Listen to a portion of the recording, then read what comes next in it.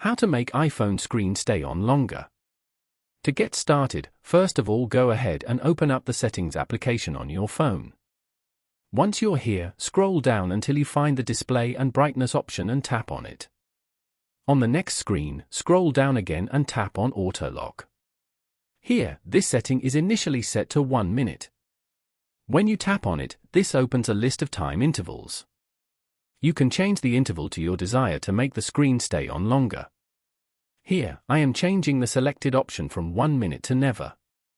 A check mark appears next to never to confirm the new setting. Now, you can view it as changed to the never option. You can set any duration you want. After making the change, the user is returned to the previous screen, where the auto lock setting has been updated to the new, longer duration. The iPhone screen will now stay on for the selected amount of time before it automatically locks. Following these steps, you can easily make the screen stay on longer on an iPhone.